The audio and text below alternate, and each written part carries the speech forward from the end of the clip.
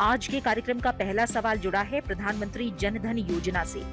इस सवाल को पूछा है लोकसभा सांसद प्रोफेसर वर्षा एकनाथ गायकवाड़ और धैर्यशील राज सिंह मोहिते पाटिल ने। उन्होंने वित्त मंत्री से पूछा कि प्रधानमंत्री जन धन योजना के मुख्य उद्देश्य क्या हैं और इस योजना से वंचित समुदायों के वित्तीय समावेशन को किस प्रकार बढ़ावा मिलता है। क्या सरकार ने पीएमजेडीवाई के तहत कार्यरत खातों का आकलन किया है? क्या कार्यरत खातों में लगातार गिरावट आ रही है?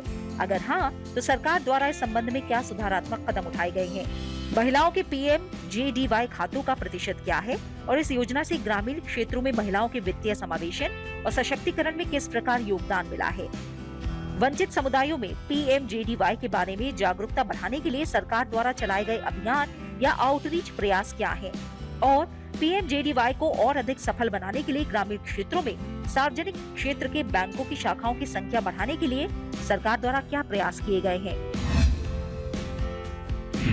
इस सवाल का जवाब वित्त मंत्री निर्मला सीतारमण ने दिया। उन्होंने बताया कि सरकार ने बैंकिंग सुविधा से वंचित प्रत्येक परिवार को सर्वसुलभ बैंकिंग सेवा उपलब्ध कराने के लिए अगस्त 2014 में पीएमजेडीवाई यानी प्रधानमंत्री जन धन योजना नाम की राष्ट्रीय वित्तीय समावेशन मिशन का शुभारंभ किया था। पीएमजेडीवाई के मार्गदर्शी सिद्धांतों में बैंकिंग सुविधाओं से वंचितों को बैंकिंग सुविधा उपलब्ध कराना, आरक्षितों को सुरक्षा प्रदान करना, गैर वित्त पोषितों का वित्त पोषण करना और असेवित और अल्प सेवित क्षेत्रों में सेवा प्रदान करना शामिल है। सरकार की वित्तीय समावेशन संबंधी पहल को बढ़ावा देने के लिए पीएमजेडीवाई को 14/8/2018 से आगे बढ़ाया गया था, जिसमें प्रत्येक परिवार के स्थान पर बैंकिंग सेवा से वंचित प्रत्येक वयस्क के खाते खोलने पर ध्यान केंद्रित किया गया था। इस योजना को ऊपरी संशोधन के साथ और अधिक आकर्षक बनाया गया था। ओडी सीमा को 5,000 रूपए से बढ़ाकर 10,000 रूपए किया गया और रुपए कार्ड धारकों के दुर्घटना बीमा कवर को 1 लाख रूपए से बढ़ाकर 2 लाख रूपए किया गया। पीएमजेडीवाई देश भर में बैंकिंग सेवाओं की उपलब्धता को बढ़ाने और वित्तीय समावेशन को बढ़ावा देने में सफल रहा है।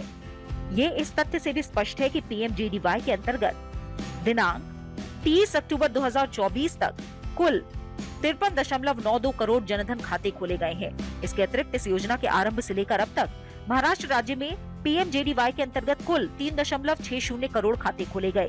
भारतीय रिजर्व बैंक के दिशा निर्देशों के अनुसार बचत और चालू खाते को निष्क्रिय डॉर्मेट माना जाना चाहिए अगर खाते में 2 साल से अधिक समय तक ग्राहक द्वारा कोई लेन देन नहीं होता है। बैंक लगातार सक्रिय खातों के प्रतिशत की निगरानी करने के लिए ठोस प्रयास करते हैं और सरकार द्वारा उक्त प्रगति की नियमित रूप से निगरानी की जाती है। इसके परिणाम स्वरूप सक्रिय पीएमजेडीवाई खातों का प्रतिशत 60.38% मार्च 2017 से बढ़कर 79.13% अक्टूबर 2024 तक हो गया है। देश भर में खोले गए कुल जनधन खातों में से 55% से ज्यादा खाते महिलाओं द्वारा खोले गए हैं। इसके अलावा महिलाओं द्वारा खोले गए कुल खातों में से लगभग 67% खाते ग्रामीण और अर्धशहरी क्षेत्रों में खोले गए हैं, जो ये दर्शाता है कि मुख्य रूप से इन क्षेत्रों की महिलाओं ने इस योजना का लाभ उठाया है और वित्तीय मुख्य धारा का हिस्सा बन गई है। बैंक नियमित अंतराल पर जागरूकता शिविर भी आयोजित करते हैं, जिसकी शुरुआत जमीनी स्तर से होती है ताकि खाते को सक्रिय परिचालित रखने के लिए लाभों सहित स्वस्थ बैंकिंग व्यवहार विकसित किया जा सके। सरकार सभी बसे हुए गांव के 5 किलोमीटर के भीतर बैंकिंग सेवाएं प्रदान करने के लिए बैंकिंग आउटलेट की उपलब्धता की निरंतर निगरानी कर रही है।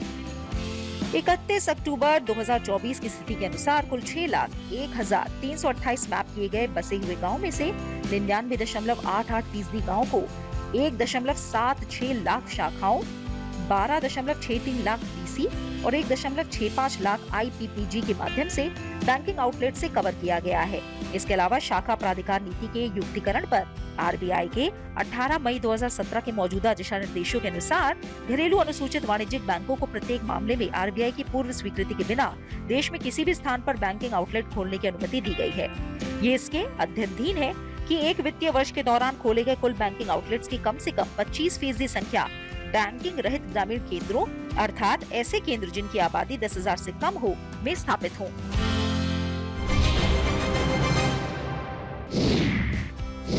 आज के कार्यक्रम का अगला सवाल जुड़ा है भारतीय प्रबंधन संस्थानों और केंद्रीय विश्वविद्यालयों में नियमित भर्ती से। इस सवाल को पूछा है लोकसभा सांसद उज्ज्वल रमण सिंह ने। उन्होंने शिक्षा मंत्रालय से पूछा कि पिछले 15 वर्षों के दौरान भारतीय प्रबंध संस्थानों में सहायक प्रोफेसर, एसोसिएट प्रोफेसर और प्रोफेसर के लिए संस्थानवार सृजित और भरे गए नियमित पदों की कुल संख्या कितनी है।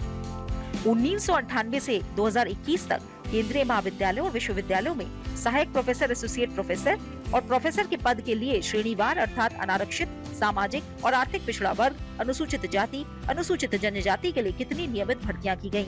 संविदा के आधार पर सहायक प्रोफेसर, एसोसिएट प्रोफेसर और प्रोफेसर के रूप में काम करने वाले संकायों का संस्थानवार ब्यौरा क्या है और भारतीय प्रबंध संस्थानों में आरक्षित श्रेणी के पद पर अनारक्षित श्रेणियों से नियुक्त किए गए संकाय सदस्यों की संस्थानवार संख्या कितनी है। इस सवाल का जवाब शिक्षा मंत्री धर्मेंद्र प्रधान ने दिया। उन्होंने बताया कि आज की स्थिति के अनुसार देश में 21 भारतीय प्रबंधन संस्थान हैं और ये सभी IIM भारतीय प्रबंध संस्थान अधिनियम 2017, 2023 में संशोधित, भारतीय प्रबंध संस्थान नियम 2018, 2022 और 2023 में संशोधित और संबंधित संस्थानों द्वारा इसके तहत बनाए गए विनियमों द्वारा शासित होते हैं। IIM अधिनियम के तहत IIM के बोर्ड ऑफ गवर्नर्स को अकादमिक, प्रशासनिक, तकनीकी और अन्य पदों के सृजन और उन पर नियुक्तियां करने का अधिकार है। इसके अलावा प्रत्येक संस्थान के अधिनियम के प्रावधानों को लागू करने के लिए विनियम बनाए गए हैं, जिनमें भर्ती नियमों के लिए विनियम शामिल है। IIM ने बताया कि वो फ्लेक्सी कैडर प्रणाली का पालन करते हैं, जिसके तहत योग्यता और अनुभव के आधार पर संकाय को सहायक प्रोफेसर, एसोसिएट प्रोफेसर या प्रोफेसर के रूप में नियुक्त किया जाता है। IIM द्वारा दी गई जानकारी के अनुसार पिछले 15 वर्षों के दौरान 2009 से 2024 तक सृजित और भरे गए नियमित संकाय पदों की कुल संख्या अनुलग्न में दी गई है। विश्वविद्यालय अनुदान आयोग से प्राप्त जानकारी के अनुसार 1998 से 2021 तक UGC द्वारा वित्त पोषित केंद्रीय विश्वविद्यालयों में सहायक प्रोफेसर, एसोसिएट प्रोफेसर और प्रोफेसर के लगभग 16,000 अनारक्षित, 2900 NC OBC, 3,900 SC और 2,900 ST के रिक्त पद भरे गए। IIM ने ये भी बताया है कि IIM में सहायक प्रोफेसर, एसोसिएट प्रोफेसर, प्रोफेसर के पदों पर कोई संविदा नियुक्ति नहीं है। कुछ IIM ने सूचित किया है कि वो अनुबंध के आधार पर संबंधित उद्योगों और शिक्षा जगत से विजिटिंग प्रोफेसर और प्रैक्टिस प्रोफेसरों की नियुक्ति करती है। जुलाई 2019 में अधिसूचित केंद्रीय शैक्षिक संस्थान अधिनियम 2019 में केंद्रीय शैक्षिक संस्थानों में शिक्षक संवर्ग में स्वीकृत पदों में से सीटी भर्ती में पदों का आरक्षण निर्दिष्ट किया गया है, जो IIM के लिए भी लागू है।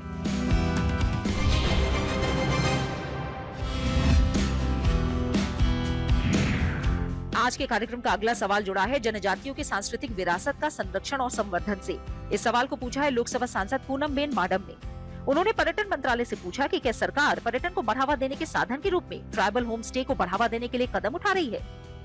अगर हाँ, तो इसका ब्यौरा क्या है। क्या सरकार जनजातीय समुदायों की सांस्कृतिक विरासत को संरक्षित करने और उसका संवर्धन करने के लिए कदम उठा रही है। इस सवाल का जवाब पर्यटन मंत्री गजेंद्र सिंह शेखावत ने दिया। उन्होंने बताया कि हाँ, सरकार ने प्रधानमंत्री जनजातीय उन्नत ग्राम अभियान के भाग के रूप में पर्यटन मंत्रालय की स्वदेश दर्शन योजना के अंतर्गत ट्राइबल होम स्टे के विकास की पहल का अनुमोदन किया है। इस पहल में 5 लाख रुपए प्रति इकाई, 3 लाख रुपए तक और गाँव की सामुदायिक आवश्यकता के लिए 5 लाख रुपए तक की सहायता के साथ 1000 होम स्टे का विकास शामिल है।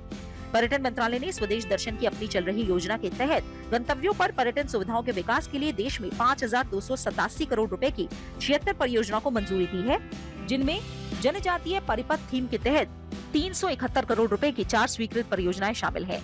पर्यटन मंत्रालय ने गंतव्य और पर्यटक केंद्रित दृष्टिकोण अपनाते हुए स्थायी और जिम्मेदारी युक्त पर्यटन गंतव्यों को विकसित करने के उद्देश्य से अपनी स्वदेश दर्शन योजना को अब स्वदेश दर्शन 2.0 के तौर पर नया रूप दिया है और देश में 793 करोड़ रुपए की 34 परियोजनाओं को मंजूरी दी है, जिनमें चुमू केदिमा नागालैंड में 21.56 करोड़ रुपए की मिडवे रिट्रीट में जनजातीय सांस्कृतिक अनुभव नामक परियोजना शामिल है। इसके अलावा पर्यटन मंत्रालय अपने सतत प्रयास के भाग के रूप में संवर्धनात्मक कार्यकलापों, कार्यक्रमों, वेबसाइट, सोशल मीडिया पर प्रचार के माध्यम से जनजातीय समुदाय की विरासत सहित देश में विभिन्न पर्यटन गंतव्यों और उत्पादों का संवर्धन करता है।